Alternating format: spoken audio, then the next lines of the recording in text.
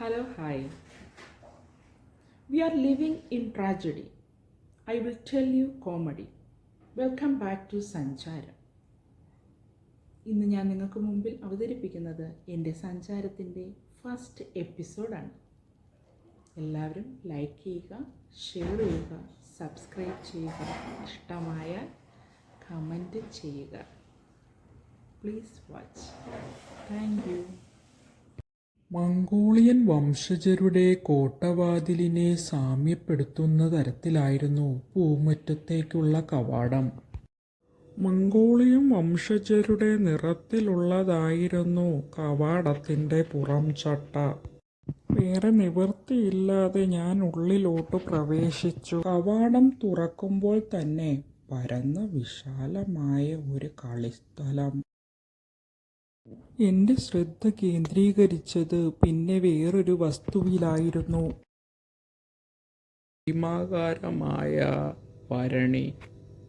ഇത് കണ്ടപ്പോൾ തന്നെ എനിക്ക് വ്യക്തമായി ഈ നാട്ടിൽ മഴയേ പെയ്യില്ല എന്ന്.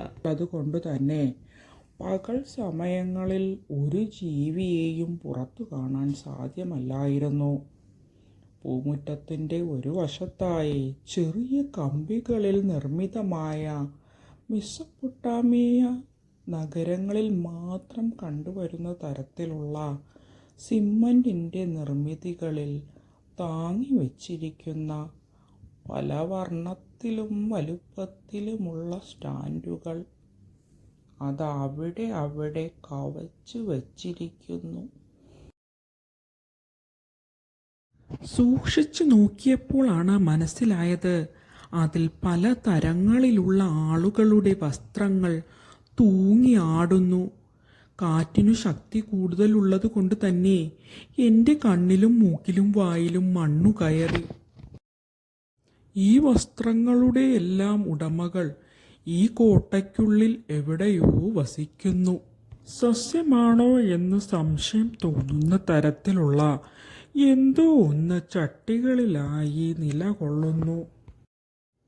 ഓ ദൈവമേ, സമാധാനമായി. എന്നെ കൂടാതെ ഒരാളും കൂടി ഇവിടെ കറങ്ങി നടപ്പുണ്ട്. അവൻ്റെ പേര് മ്യാൾബർ എന്ന് പറഞ്ഞു പോകുന്നു. നെല്ല് വിതച്ചിട്ടുള്ള ശരത്കാലവും ശൈത്യമേഖലയിലെ ഉറഞ്ഞു പിടിച്ച മഞ്ഞുകട്ടയെ വെല്ലുന്ന വിധത്തിലായിരുന്നു ഓരോ ചട്ടികളിലും മണ്ണ് ഉറഞ്ഞുറഞ്ഞു ഇരിക്കുന്നത്. മരുപ്പച്ചയില്ലാത്ത മരുഭൂമിയെ സാമ്യപ്പെടുത്തുന്ന കാഴ്ചയായിരുന്നു.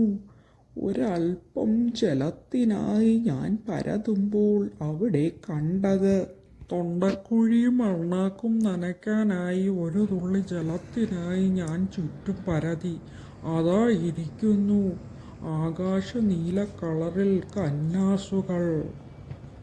കന്നാസ് മാത്രമേ ഉള്ളൂ അല്ല.